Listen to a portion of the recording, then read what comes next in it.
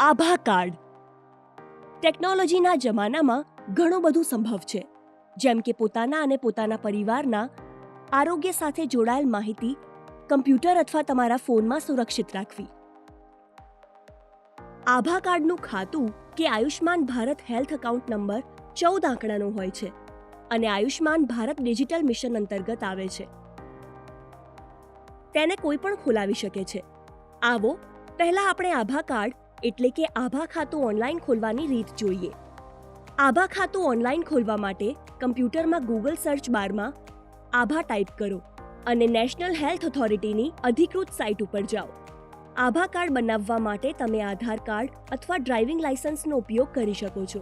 ઉદાહરણ તરીકે અહીં આપણે આધાર કાર્ડને પસંદ કરીએ છીએ. તમારા આધાર નંબરના 12 અંકને ધ્યાનપૂર્વક લખો. તમારો આધાર કાર્ડ મોબાઈલ ફોન સાથે જોડાયેલ હોવો જોઈએ, કારણ કે તેના ઉપર ઓટીપી નંબર આવશે.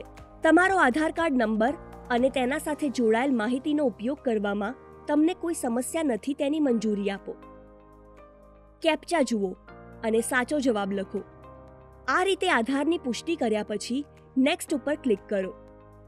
તમારા મોબાઈલ ઉપર આવેલ ઓટીપી નંબર તમારે અહીં લખવાનો છે. તમારો મોબાઈલ નંબર લખીને નેક્સ્ટ બટન ઉપર ક્લિક કરો. તમારો મોબાઈલ નંબર વેરીફાઈ થઈ જશે અને તેનું નોટિફિકેશન તમને દેખાશે. હવે તમારે તમારું ઈમેલ એડ્રેસ લખવાનું છે અને વેરીફાઈ બટન ઉપર ક્લિક કરવાનું છે. તમારા ઈમેલ એડ્રેસના વેરિફિકેશન માટે પોપઅપ નોટિફિકેશન આવશે.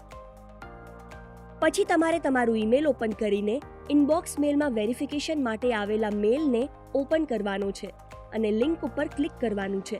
પછી તમારું ઈમેલ એડ્રેસ વેરીફાઈ થશે. પછી તમારે આભા ફોર્મના વિન્ડો ઉપર આવવાનું છે અને નેક્સ્ટ બટન ઉપર ક્લિક કરવાનું છે. અહીં તમને આભા એડ્રેસ ક્રિએટ કરવા માટેની વિન્ડો દેખાશે. જેવી રીતે તમે તમારું વ્યક્તિગત મેલ એડ્રેસ ક્રિએટ કર્યું હતું, બરાબર તેવી જ રીતે તમારે આભા એડ્રેસ ક્રિએટ કરવાનું છે. અહીં તમને તમારા નામ મુજબ કેટલાક સજેશન એડ્રેસ જોવા મળશે.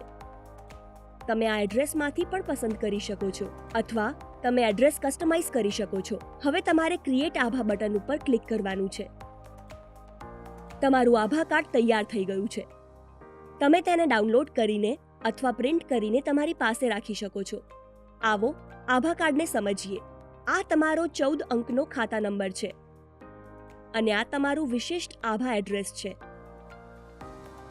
આ છે તમારો સ્કેન કોડ. આભા ખાતાના બીજા પણ ઘણા ફાયદાઓ છે. આના દ્વારા તમે તમારી તમામ માહિતી કોઈ પણ આરોગ્ય સેવા તંત્રની સાથે શેર કરી શકો છો.